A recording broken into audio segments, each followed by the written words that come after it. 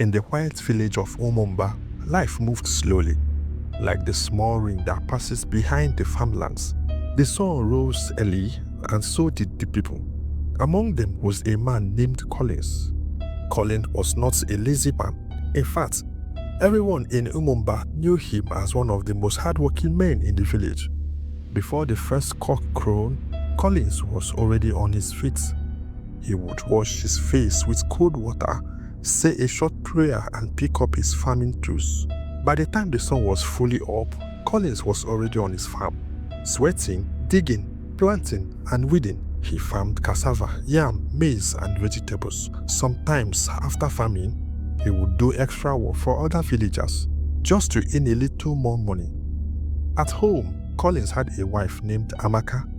Amaka was gentle, patient, and loving.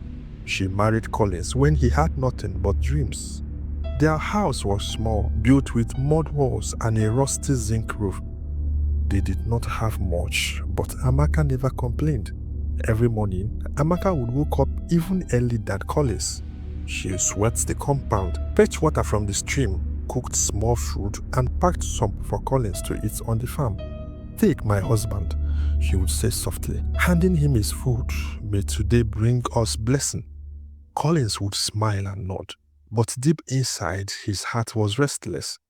Amaka loved Collins with all her heart. She believed in him even when things were hard. When money was not enough, she encouraged him. When famine failed, she prayed with him. When people mocked him for still being poor, she defended him. "You will be great one day," she always said. "I believe in you." But Collins had a secret problem. He was tired of the village life. Every evening, after returning from the farm, Collins would sit outside and listen to other men talk about the city. They talked about tall buildings, big cars, good jobs, and fast money. "My cousin went to the city last year," one man would say. "Now he sends money home every month." Another would add, "In the city, opportunities are everywhere. Village life is suffering." These words entered Collins' heart like fire. At night, while laying beside Amaka on their tiny mattress, Collins would stare at the ceiling and imagine a different life. A life where he wore clean clothes every day. A life where he did not farm under the hot sun. A life where people respected him. Sometimes Amaka noticed his silence. "My husband, what are you thinking about?" she would ask. Collins would sigh. "Nothing, just tired." But it was a lie. One evening, Collins finally spoke. "Amaka," he said, his voice low, "do you think this village will ever make us rich?" Amaka looked at him with surprise. "Rich or no rich, we have peace," she replied, "and we have each other." Collins shook his head slowly. "Peace cannot buy food. Love cannot pay bills." Amaka felt pain in her chest, but she kept calm. "We are managing. Things will get better." But Collins was not convinced. A few days later, Collins met a man named Emeka, who had just returned from the city for a visit. Emeka wore fine clothes and spoke with confidence. People gathered around him like bees around honey. City life changed him. Emeka said proudly, "If you have sense, you will leave this village." That night, Collins could not sleep. The next morning, he told Amaka his plan. "I want to go to the city," he said. "I want to look for opportunity."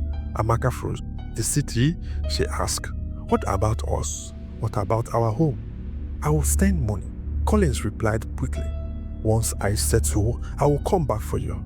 Amaka's eyes filled with tears. "This village life is not enough for city life, is it?" she asked quietly. "That's not what I mean," Collins said, avoiding her eyes. "I just want a better life."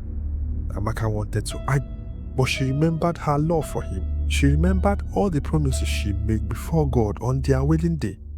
"If you must go," she said softly, "go with my prayers. I will wait." Collins felt relief, but also guilt.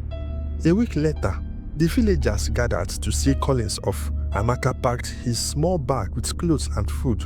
She added a small Bible and some money she had saved secretly.